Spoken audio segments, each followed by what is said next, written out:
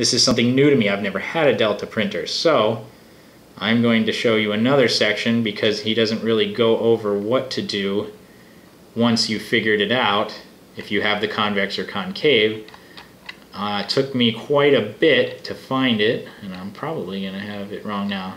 Again, I'm doing this video because somebody else asked me, hey, I'm doing this right now, I need that help. You know, can you tell me what you did? And that's what we're doing. Alright, so here it is.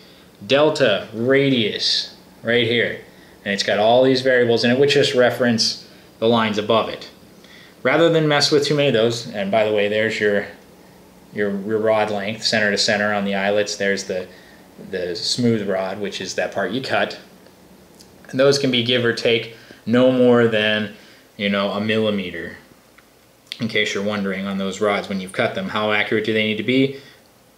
Accuracy, not so much a big deal to their 240, as long as they're the exact same size. Take them all, line them up, file them down. Get them the same exact size. Make sure they're straight in there. This setting right here, this delta radius, this will make the biggest adjustment that you need if you're not getting good prints or if you're setting it up initially. What you want to do is follow that other gentleman's video to get your extruder or your hot end down as close as you can to the bed. Usually 2 millimeters is about a good length. Move it back and forth across your bed and see if, you know, obviously you're using the jog method, not manually, but see if it's getting closer to the bed on the corners, or, you know, if it's closer in the center. This will give you what's called a convex or a concave print. This is a symptom of Delta printers. This is what happens. You kind of got to make some adjustments to make up for that. So if the extruder or hot end is getting closer to the edge of the bed and is farther away in the middle, you have, let me make sure I say this right, you have a concave print, kind of a dome, making a dome pattern. What you need to do then is you need to add to this value. So rather than mess with any of these values up here, here's what you do. +4, plus whatever, 2, 4, 6, whatever you want to do. He doesn't really go over that in the video, so I just thought I'd throw that in there. If it goes the other way, you have a convex print. So if you were to print a square, the corners would be high and the center would be low. Convex, you would minus from that. It's hard to tell. I will tell you, looking at this cube here, it looks, you know, kind of convex with those corners up, but again, I think that's just a heating issue. Follow his videos, please. Give him credit, everything to him. I would not be here without him telling you this in a very compressed format. So, alright? Alright.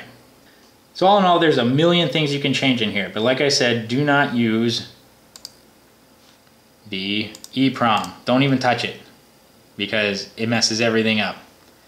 The other thing, and I know you're not going to like this one.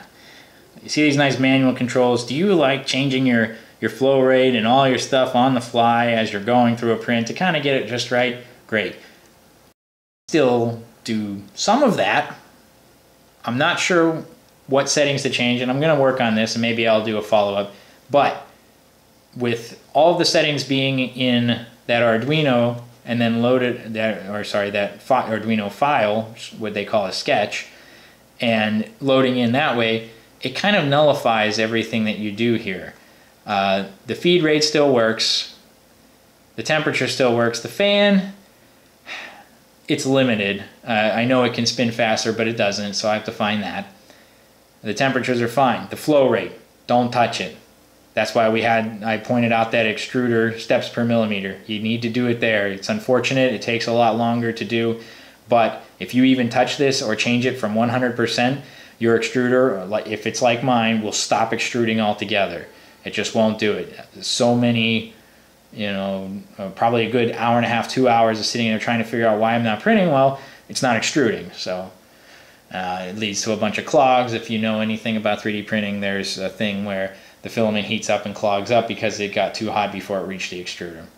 The other thing that I will add to that is the fan. Go in, change your G-code. Yes, you're going to have to know G-code for this. In fact, if you don't know it, I would recommend you buy something else or learn it very quickly. It's not hard. It really isn't. But you're going to need to know it because there's a lot of code in there that's going to help you, and you're going to have to change some here. You want the fan to be on at least somewhat most of the time if you bought this stock Folger Tech, you know, system and it comes with that extruder.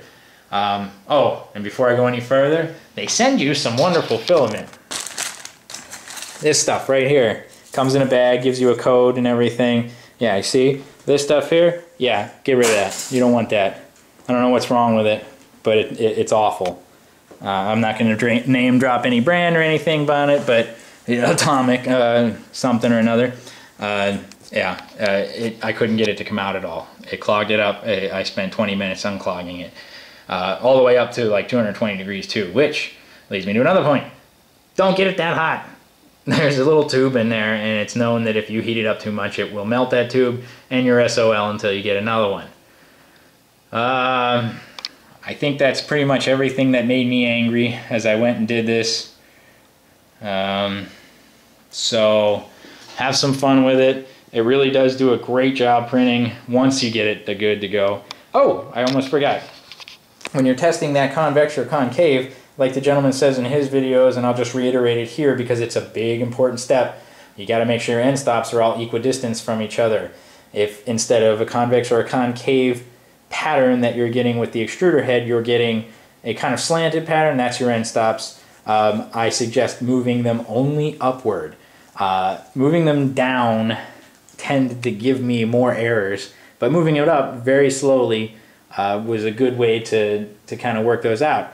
And another helpful hint, this kit comes with more of that wood stuff for a spool holder. It's great, kind of flimsy, but this little guy, the little end of it, makes a great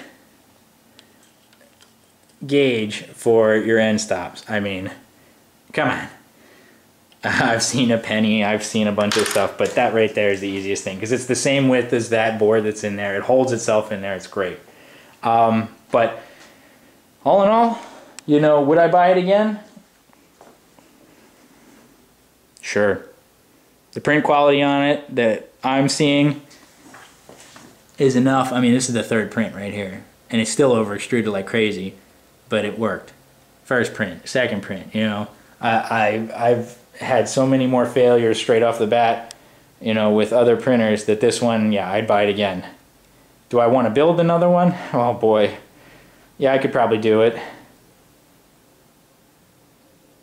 So recap, if this is your first printer, say no, you don't want it. Not because it's bad, but you do need to know a bit more about them before I would say you jump headfirst into this. They make a Prusa kit. I've heard it's really good. There's a lot more documentation on it.